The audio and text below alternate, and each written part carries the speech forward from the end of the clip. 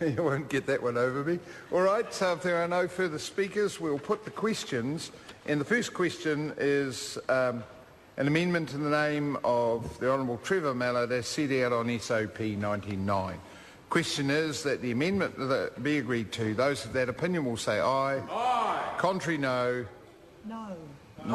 No. The noes have it. Ayes have it. Party vote. The clerk will conduct the party vote. New Zealand National. 58 votes opposed. New Zealand Labour. 43 votes in favour. Green Party. 8 votes in favour. Ex-New Zealand. 5 votes in favour. Māori Party. 4 votes, opposed. Progressive. 1 vote in favour. United Future. 1 vote opposed. Any other votes?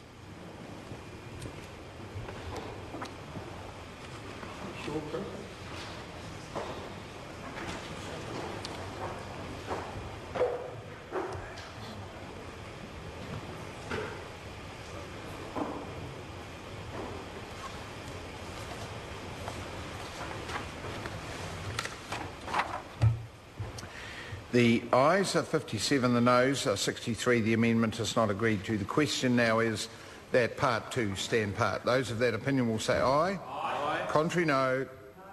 The ayes have it. Party vote. The clerk will conduct a party vote. New Zealand National. 58 votes in favour. New Zealand Labour. 43 votes in favour. Green Party. 8 votes opposed. Ex-New Zealand. 5 votes in favour. Māori Party. 4 votes in favour. Progressive. 1 vote in favour. United Future. 1 vote in favour. Any other votes?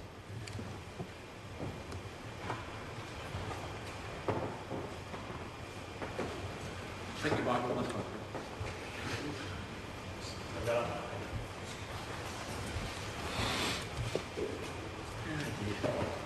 Would have been through 2 months ago. The ayes are 112, the noes are 8. The part 2 will stand part. The question now is that clauses 1 and 2 stand part. Honourable Trevor Mallard. Mr Chairman, I know this is a relatively narrow debate as I reach for clauses 1 and 2, which are the title and the commencement date of the bill.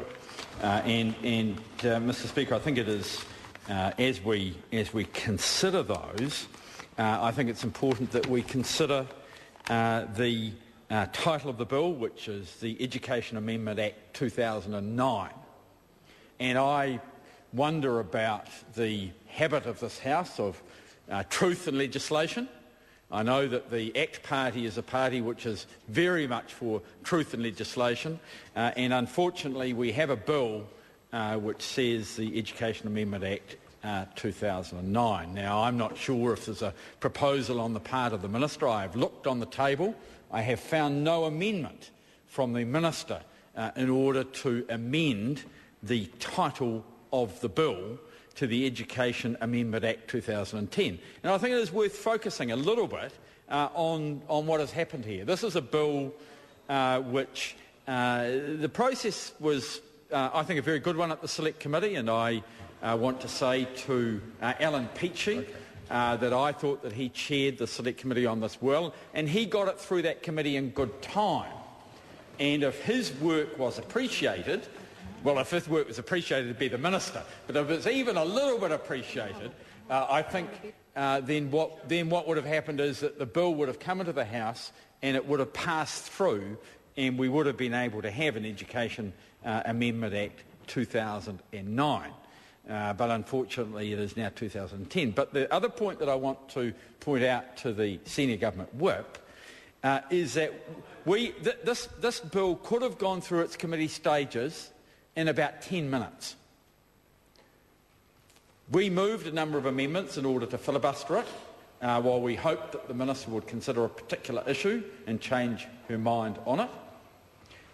We have debated part 2 across hours in order that we would hope that the Maori Party focus on it.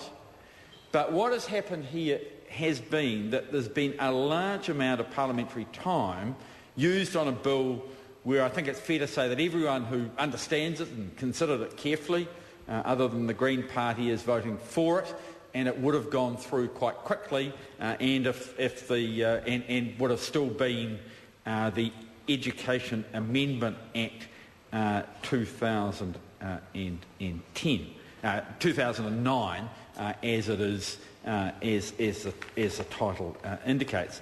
I think there's not much argument around the commencement. It comes into force the day after the date of which it receives the royal assent. I'd be interested, though, in the minister's view as far as the title, whether she has a proposal to move an SOP in order to correct the title of the bill. She doesn't. She doesn't intend to. So she's. I've got into the whole trouble for using the word fib in the House and associating it with a minister. But I think this. No, I'm not. But I should say, Mr. Chairman, that the House as a whole should probably not. The House as a whole should not. Well, it's going to go back to the House, and the committee is going to report to the House. But we shouldn't be passing a bill which, in fact, contains an untruth right in the very first line, or the second line of the bill. I mean, there's a few things around the bill which could have been improved. Has she signed it? Probably 37 times. Probably we've certainly seen one paper. We did wonder. I say to my colleague, why there's been a slight accumulation of paper in the minister's office. But then when we are now seeing the official information requests, and we see that time after time after time, time after time, even on the same page, this minister feels an obligation to, in very careful childish script, sign her own name. Well, I presume it's not a stamp. It might be a stamp. Mike Moore had a stamp, which would have been appropriate. I don't think, sir, I'm not absolutely certain if I could share with the House the total detail of it, but I think as an agricultural gentleman, you'd appreciate that Mr. Moore used a word that was associated with the bovine species, and when he received paper from either officials or his caucus colleagues that he disagreed with. Well, that deals with Chairman? No. Well, I'll now take the point of order. Chris Tremain. Mr. Chairman, this is a long-standing member of the House. He began his speech saying that this was a tight part to the bill, and now we're going on about bovine species and nothing that has to do with the title of the bill. Can I ask you to bring him to order and that we get on with this particular debate, please? Yeah, well let me rule on the point of order for a start, and perhaps I could just clarify the House that it is in order to say that the bill contains an inaccuracy. To get into matters of bovine or indicating fibs or anything else is quite out of order, and I'll just ask the member to continue. Thank you, Mr. Chairman. You're seeking another call? I am, Mr. Chairman. Honourable Trevor Mallard. Well, he did invite me to continue, and I had called, so I assumed so. Well, so just on that point, I think the mayor didn't the mayor of Invercargill write a book? That's right. He did. He wrote a book. Jelly beans was the second part of it. But I think the first word. I did ask the member to direct his comments around what is a very tight debate in clauses 1 and 2, and I don't think we need to include the mayor of Invercargill. So, fine gentleman though he is. No, she sang a song. she sang a song, and I'm sort of beginning to wonder whether as my colleagues get ready to assist me in this, Mr. Hipkins, whether the senior government would have preferred actually to raise the House a little earlier on. But the point that I'm making, and it's a relatively easy point, and if I had an assurance that the minister would take a call on this and sort it out and indicate whether she intended to get the bill cleaned up so that it reflected the truth, so it was accurate,